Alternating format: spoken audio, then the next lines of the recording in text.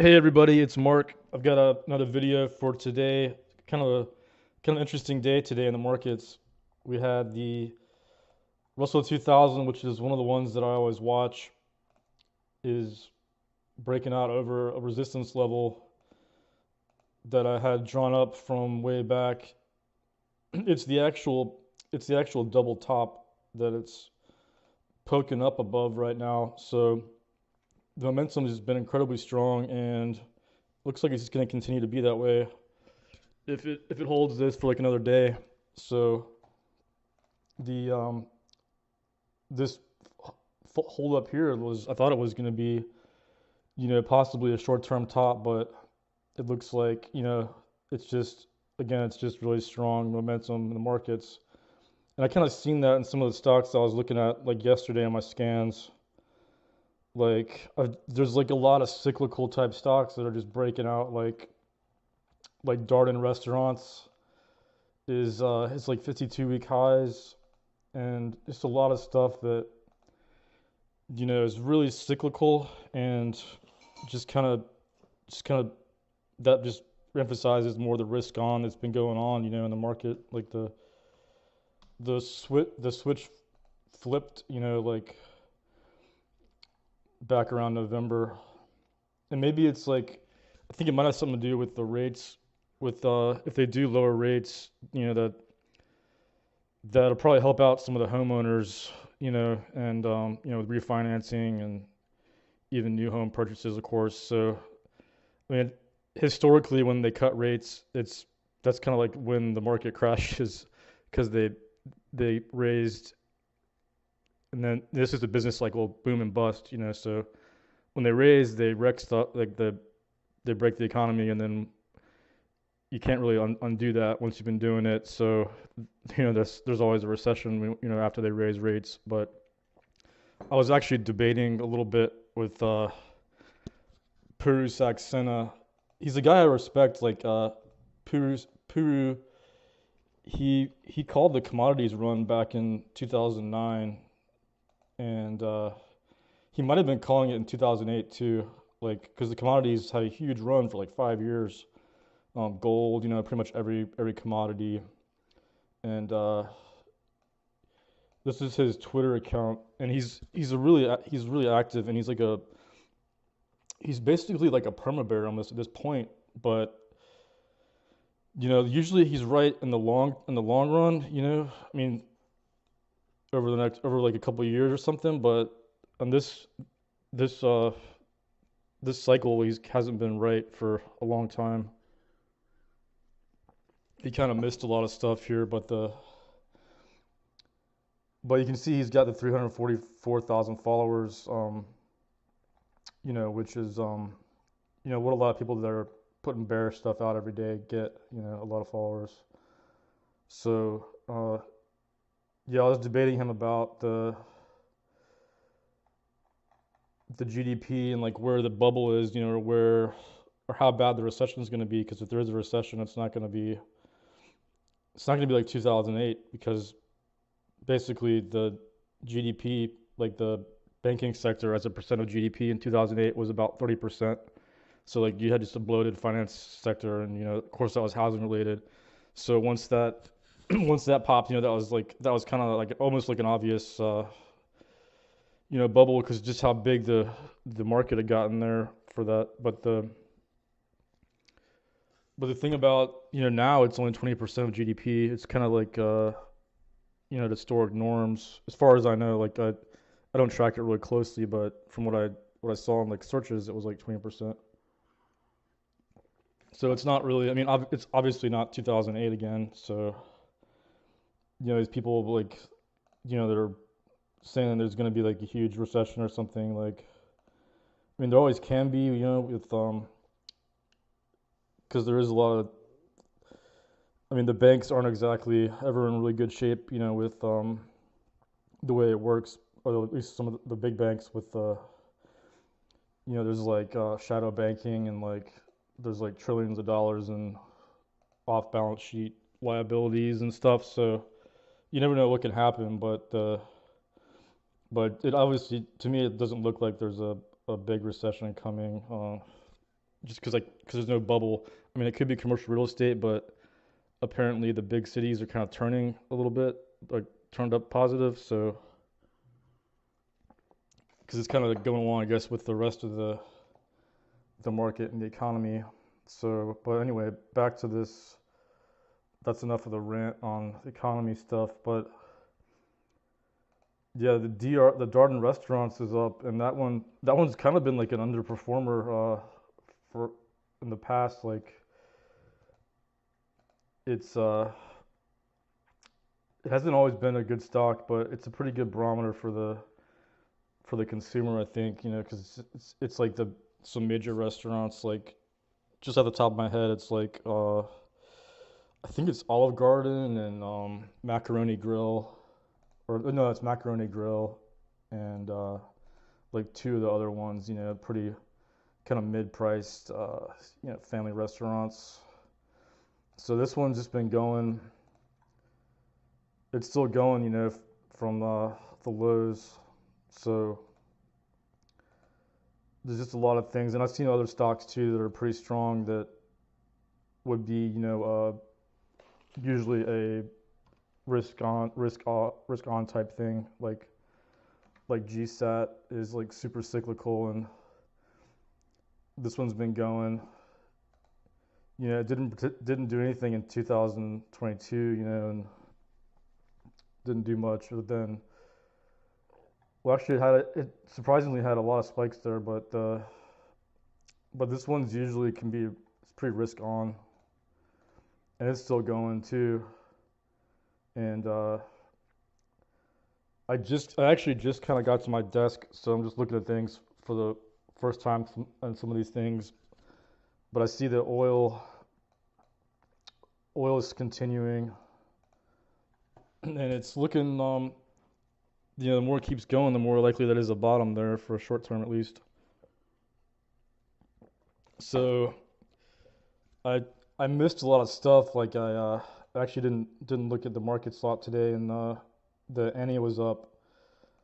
I put that tweet out. I alerted this one last night after the market closed. So I was seeing a lot of chatter in this Discord that I go in. Like I guess it's one of the more popular Discords, maybe for traders. It's like crazy busy. It's the Normac Newell. It's like, I think I said that right, but it's really busy. It's like a lot of traders in there, and it's a lot of small caps and stuff. But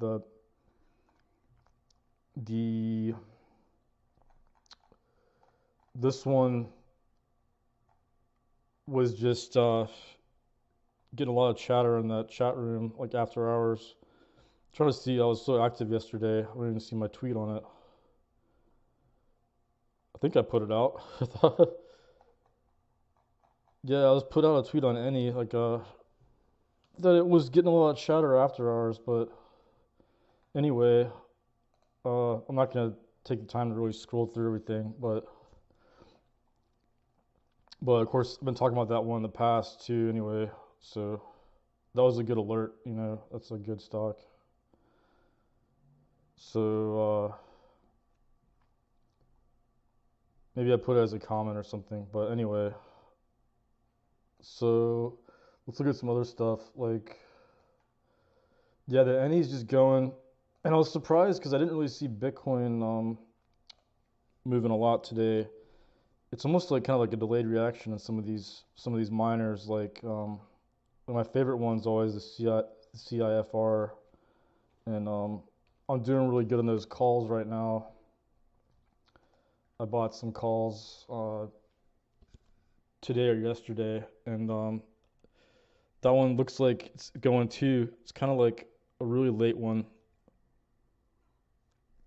I mean, it just didn't really start moving until yesterday, and I put on a speculative kind of trade in Riot, and just on the breakout because it's got the momentum.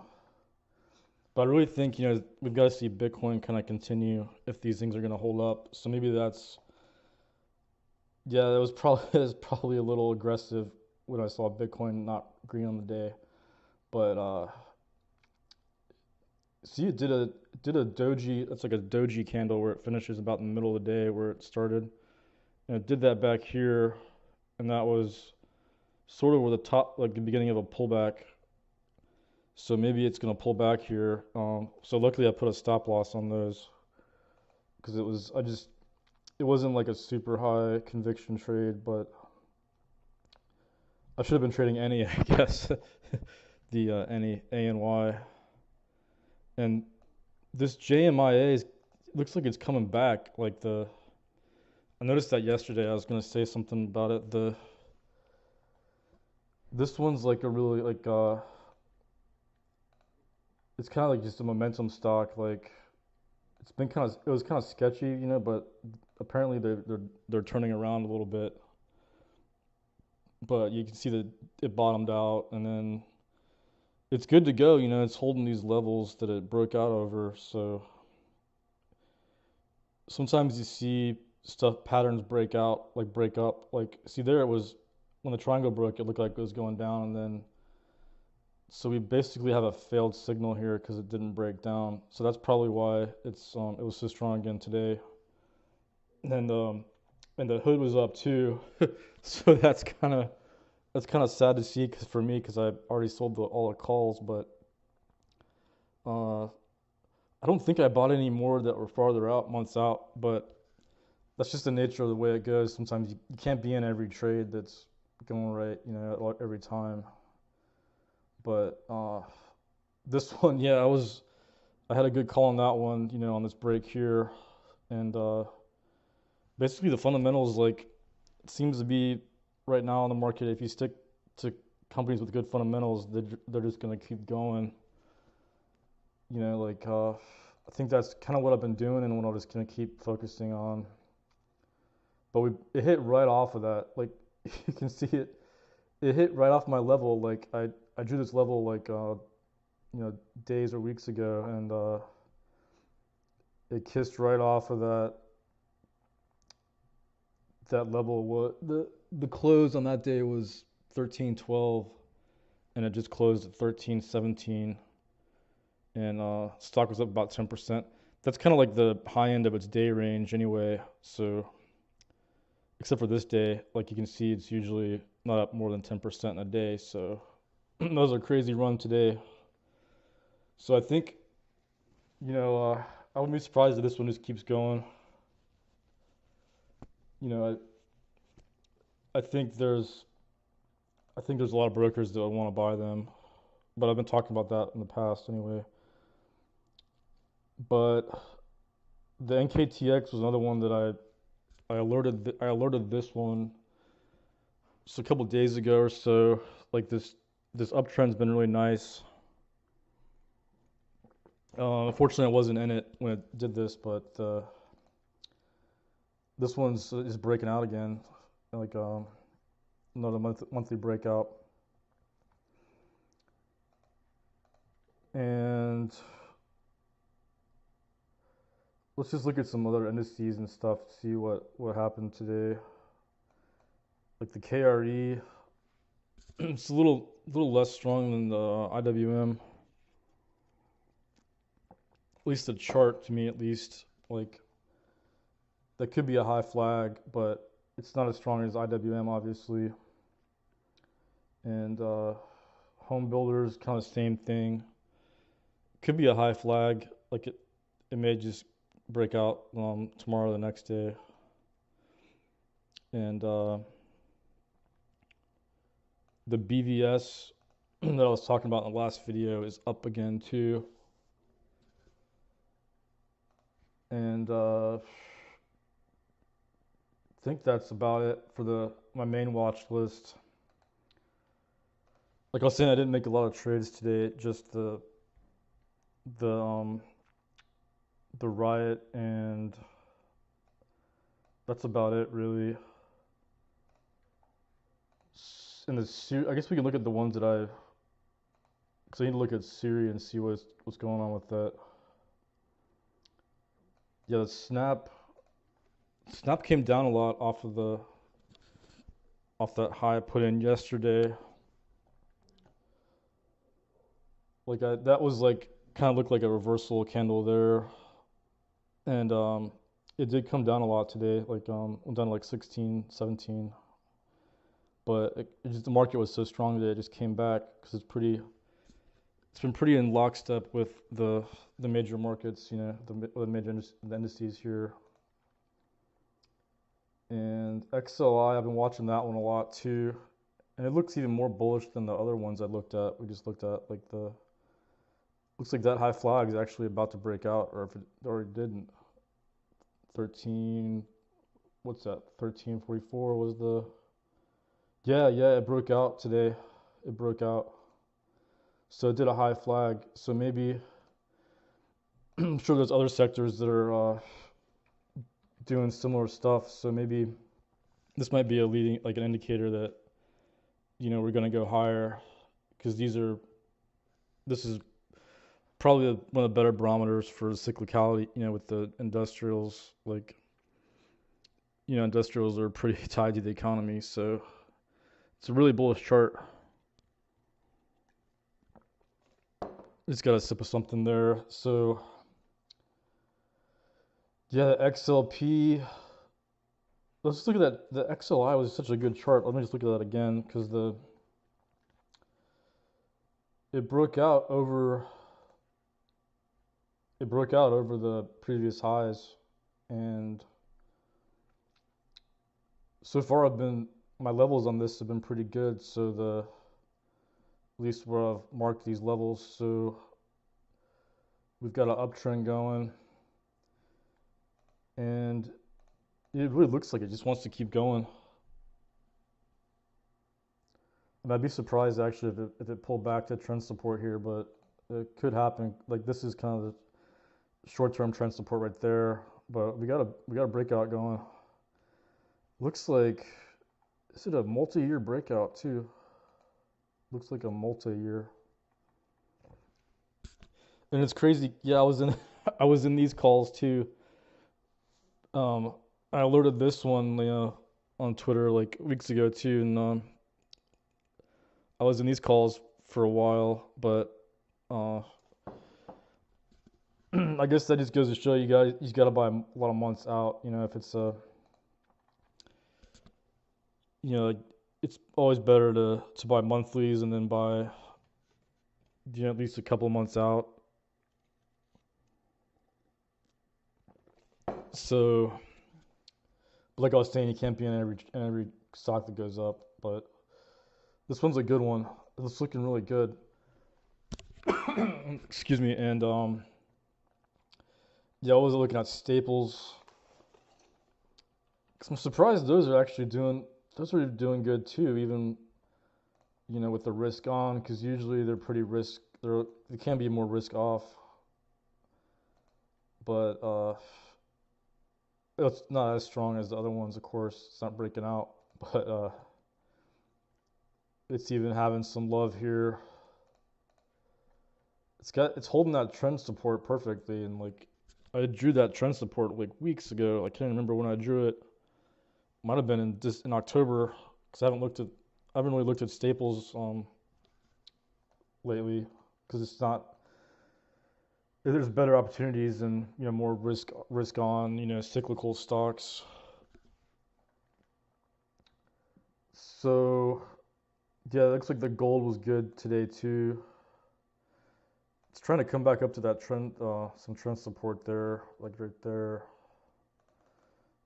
It's trying to pop up over that again, and it held that level there, so it very well could.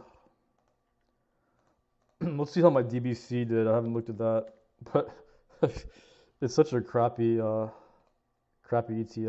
Like, looks like it's not even tracking crude oil, because the last I checked, the crude oil was the major holding in it. But I just want see. I think I got all the momentum stocks I want to talk about. Another thing, I follow a lot of good traders and investors on Twitter, and I don't know if I talked about this account, but this lady, she just does biotech, and she works in the medical sector. I think she might even be a pharmaceutical sales rep. If I'm not, I could be wrong on that, but I'm pretty sure she's a pharma rep. But anyway, but she knows like the ins and outs of all these biotechs, and biotech stocks are pretty hard to trade because they can drop 40-50% a day or more, or do the opposite, of course, with the news flow. So biotechs are pretty like they're not super reliable as far as like patterns go sometimes because of the nature of the news, how news affects them, with the with drug pipelines, and of course obviously like, the different phases like phase 1, 2, 3, 4, so but she made an amazing call on this ARDX um like a long time ago. Well, this is one of her favorite ones. Like she has a few that are some of her favorites, and that's actually why I was kind of looking at this CHKP what is it, checkpoint or whatever. But this ARDX she alerted a long time ago, and this ARDX is just rolling. Like the ARDX is like still going today too. It's just huge Momo, and that reminds me to IBB. But I just saw VinFast was up today too, so that's kind of this one might be trying to bottom too, because a lot of these EV companies have kind of bottomed out. Like I was looking at Neo touched and held some support levels, and it's still going. Like that's what I've been watching, and I just didn't have that conviction on it to long it at support, but that would have been a heck of a trade there off of support levels because it just hasn't really, it didn't really, it wasn't participating with other sectors or like with the market. But yeah, we're gonna look at IBB, and that looks really like a high flag too. IBB has been really strong. It broke that downtrend, so looks like it wants to test the highs. So we got highs at, let's see, where is it? 138 or something, or right about there. Yeah, about like 139 or 138 area. So I wouldn't be surprised if it gets there pretty quickly. But like high flags on indices aren't really my favorite setup, but this one looks pretty good too. It looks like it's gonna do an XLI with the industrials and just keep going.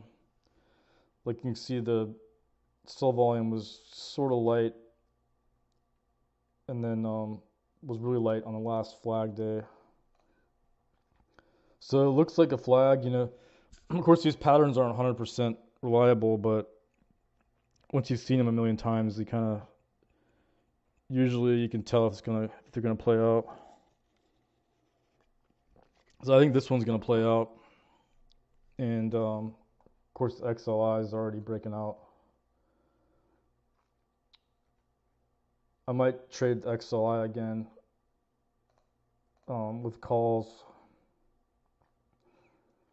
There's probably a lot of biotech. There's a lot of biotech stocks that are really strong too. Like I haven't gone through scans in that sector in a while, but biotech is can be some good moves in there. And looks like shot. This is another one of those supernovas that I'm short with like puts, but it's kind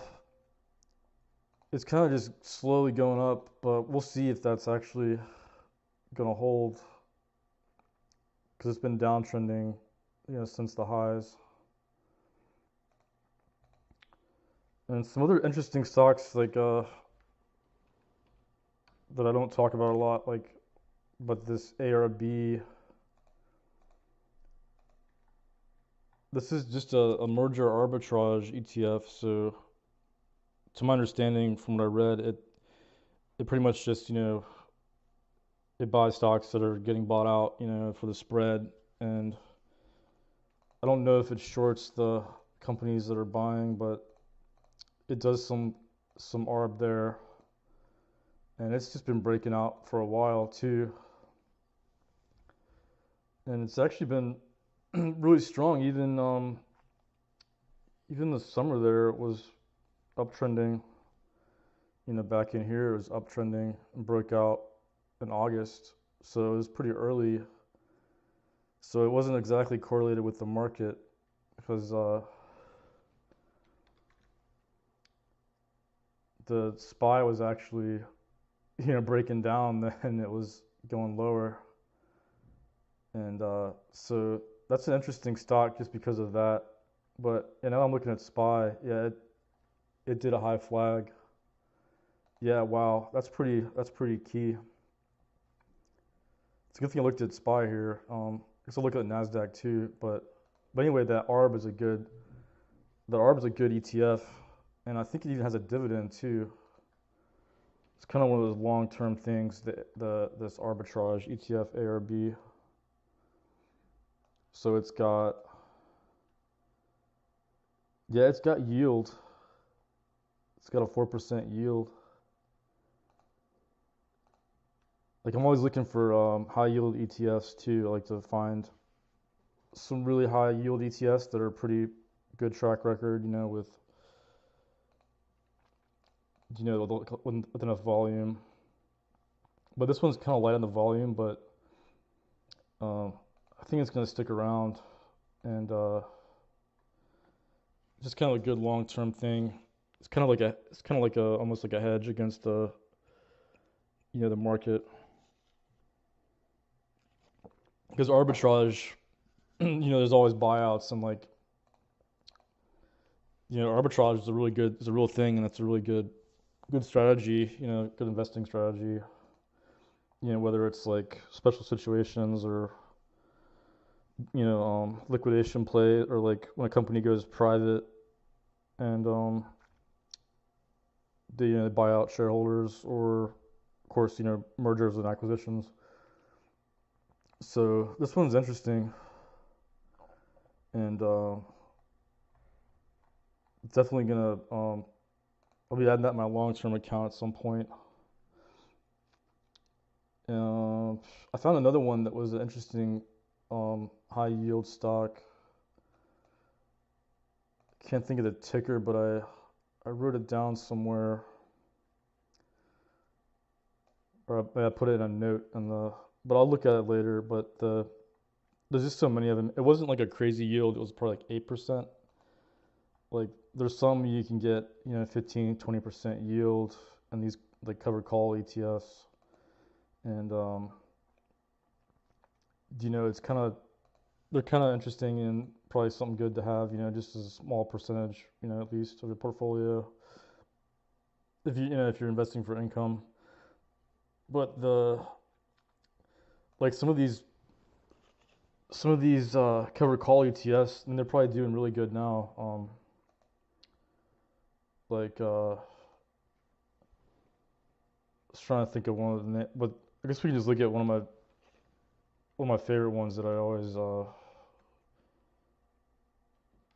was the oil one. I was trying to think of the ticker on that one. I got so many tickers in my head right now.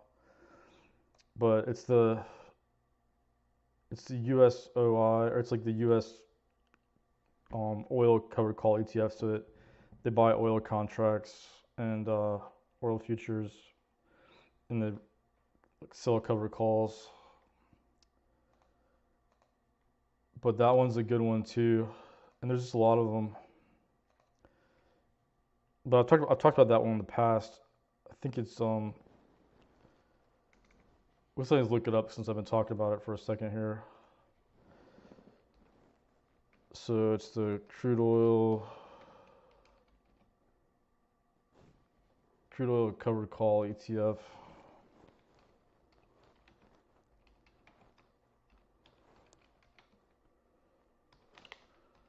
Covered call ETF. Yeah, USOI. Guess I had that right.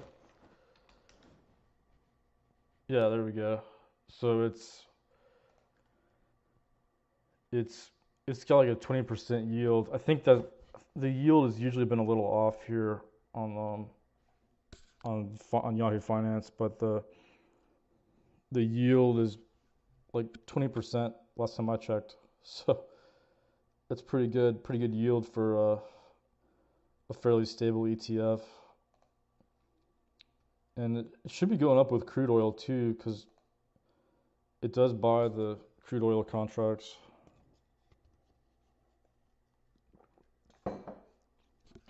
And the expense ratio isn't even that bad, you know, considering it's such a high yield. Like it's like less than 1%. You know, less than 1% on the expense ratio is pretty much like the threshold. Should be shouldn't be paying more than 1% these days.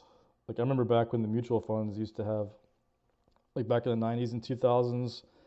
I guess they still have, they still do them if people have those, unfortunately. But they're the mutual funds were like like load funds with like 5% transaction fees, and then you had like, I think there was like 3%. There was a lot of 3% expense ratios, and just a lot of crazy stuff. Like I'm sure there's still a lot of stuff out there, but I think that it's gotten better for the individual investor over the years. Of course, with you know, with like no fee, no low cost brokers. Like brokers used to charge like inactivity fees and stuff and all that crap. But I was watching RGTI too. Like it's in this trading range, so I'm just gonna wait and see if it'll break out.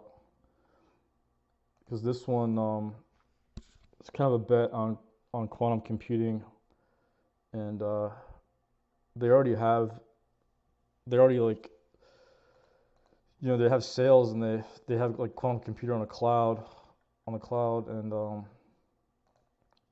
they have customers and stuff. So, and Palantir, you know, the Palantir, they invested in it in the past too, so it's legit.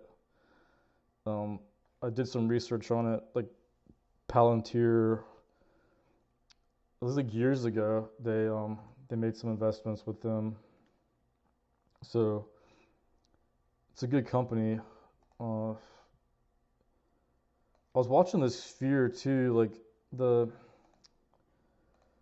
this is one of those, like it's almost like a meme stock. Like everybody was all giddy on it back in the summer, and then it did a double top here, and then it's got this downtrend, this steady downtrend that it's, you know, bounced off of, and it's right up on it today. Like it tried to break it there and then failed. Like on this candle here, you can see that this red candle there, it failed, and it's back on it. Looks like there's a ton of volume there. I don't know what that is. That's crazy, but I didn't see that when I looked at it earlier. But the volume could be something there. But I was looking at it more as a short, actually, because if it breaks this downtrend or this uptrend, I think it's a good short if it breaks it tomorrow or the next day, because it hasn't broken above this downtrend level line, and it's clearly been testing off of it every time. So if it breaks over it, it's actually could be a decent setup for a long, but well, actually, yeah, it could go with the way the market's going, like, because it's kind of a speculative company. Like, I don't think they're profitable and may not be for a while. So it's a cool thing though. It's a Sphere in Vegas. It's like holograms. Like I'm not an expert on how they do it, but it's basically like a dome, and then it has all these, it can project whatever image they want on top of it. So it's kind of like Japan with all those holograms things, you know, popping out. So Yeah, that was my main. Did I talk about yeah, VFS? We talked about that one. Yeah, I wouldn't be surprised if this one curls back up. Because this one actually, like everybody hates on these EV car companies, but I did some really, really in-depth research on VinFast, and VinFast is it's part of Vingroup, which is it's a major holding company in Vietnam. And Vietnam's had incredible growth lately too. Like their economy's been amazing with GDP growth like 5% plus. You know, and expected to keep going. Like Vietnam is one of the best growth markets. I think it's actually the best growth market for IT for tech going forward. And so it's in a good country, and then they have a good history too. You know, they've been successful in markets. Well, especially Vietnam. In Vietnam, it was like one of the number one selling cars. So they're in Germany. They're in a lot of countries. So it's not some like small startup in America that's trying to sell EVs in America, against Tesla and stuff. It's the VinFast has been around a long time, and it's the holding company Vingroup is actually chaired by the richest person in Vietnam. So he's like the richest guy in Vietnam, and he's also the chairman of Vingroup, which is VinFast is a subsidiary of Vingroup. So they're not going to have trouble raising capital. Like that's another reason it's not like those other EV companies that can't raise capital whenever they want, because they're not. Those obviously weren't owned by the richest person in America. Like that would be. It kind of reminds me of. It's almost like because Vingroup is a holding company. It's in some ways it kind of you could parallel it to like even like Berkshire Hathaway, because Warren Buffett was at one point, well, years ago, like Warren Buffett was one of the richest persons in America, or I think he was actually number one for a while. And before the tech boom, before the tech boom in the '90s, I'm pretty sure Buffett was the richest guy in the world. Um, I mean, the richest guy in America for years, because Bill Gates came in. Yeah, it was with the tech boom. So really, like a lot of the billionaires came around with the tech. So that was Buffett was kind of like before that. But anyway, obviously Warren Buffett doesn't have trouble raising capital for if he wants to do a deal. So if this guy in Vietnam wants to do a deal or something, like I don't see a lot of people, refusing him. They'd be pretty stupid. I mean, imagine the bank or whatever he tries to get.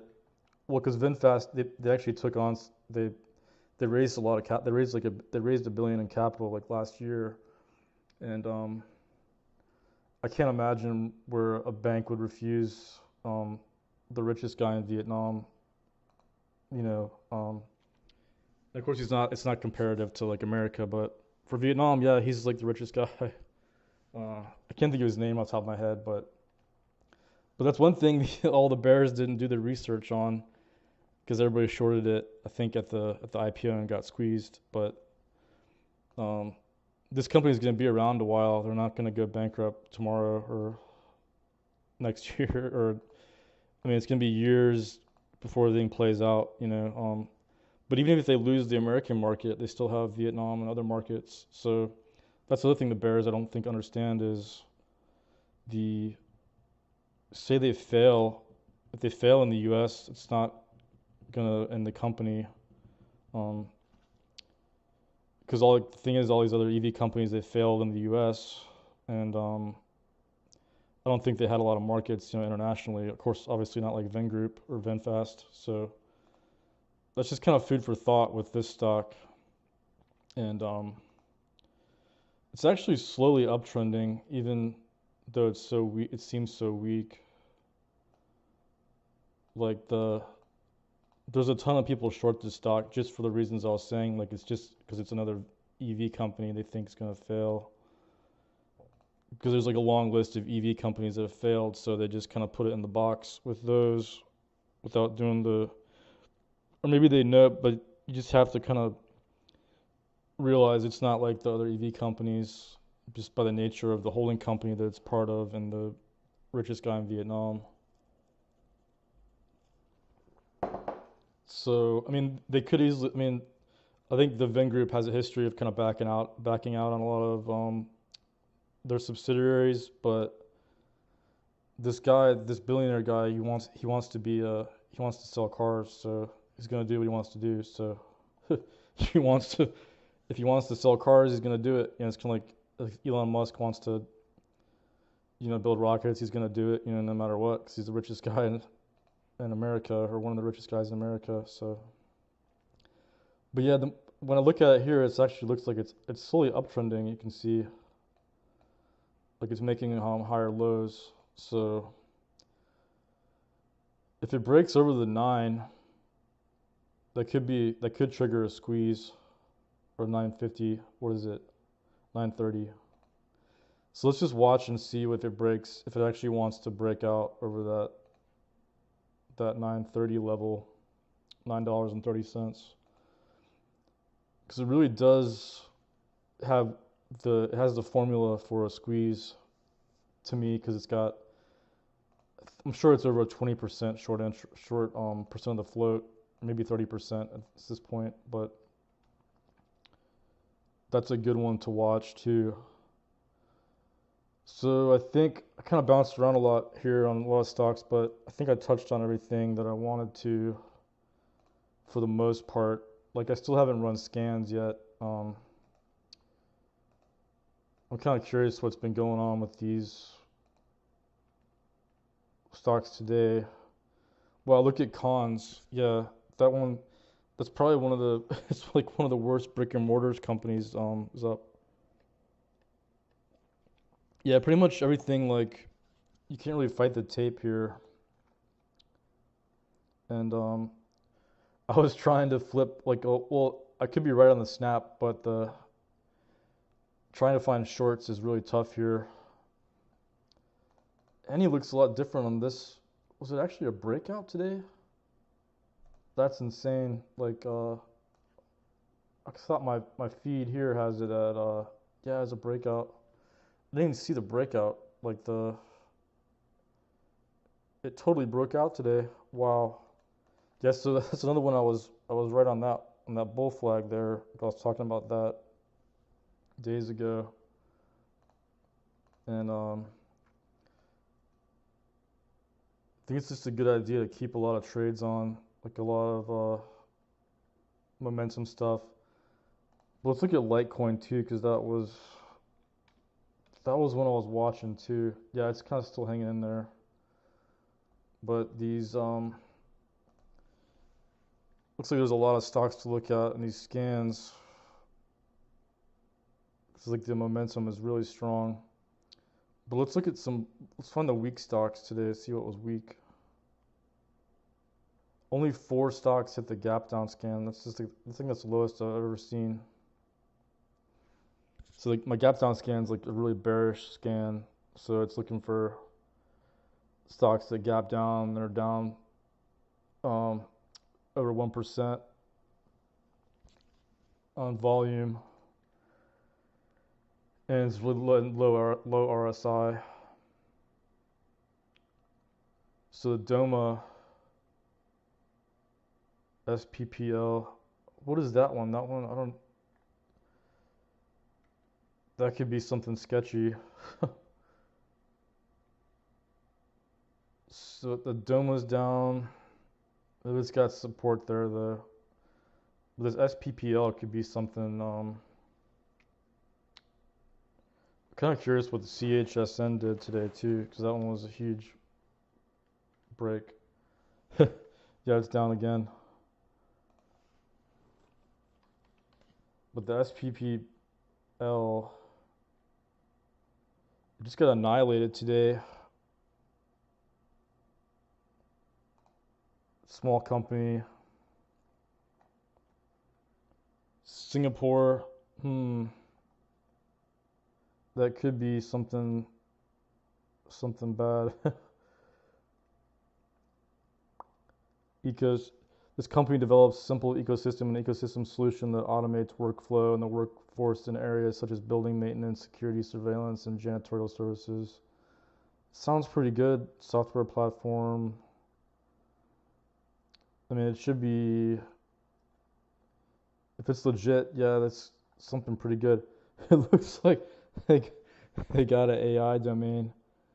Their domain name, they bought the AI at the end. So they're not stupid. uh, but that is kind of, that almost looks kind of desperate. Like, or why they have to do that? Well, I think there's no info on this one. Oh man, 5 million in revenue. Oh man, if it's got 5 million in revenue and the market cap's over 100 million, it's like the valuation's really whacked, really overvalued there. Let's see if there's even financials on this one. Okay, yeah. Well, they grew revenue over the past couple of years. Looks like gross margin stable. Just looking at it, and they held it pretty stable.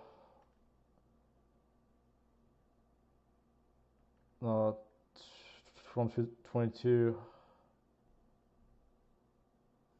If they're profitable, yeah. See, they may be profitable soon, so that could be a catalyst. You don't want to be short into.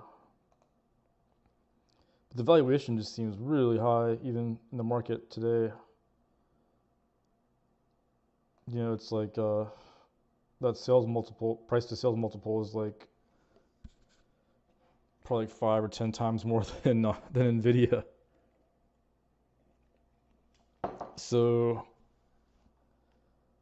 looks like the balance sheet's not terrible. It's, which I would want to see in a stock I'm going to short. Looks like cash is kind of stable. Actually, well, it's down. It's going down a bit, and they don't have a lot of debt, or they don't put on a lot of debt usually. So look at their total debt here. They've actually paid off debt. So I'm kind of just doing what I usually, this is kind of like my rundown that I do on every stock. I just kind of look at the balance sheet and revenue and earnings growth, and sometimes I look at cash flow too sometimes to see if they're actually free cash flow positive. Looks like they're not, which is not surprising, but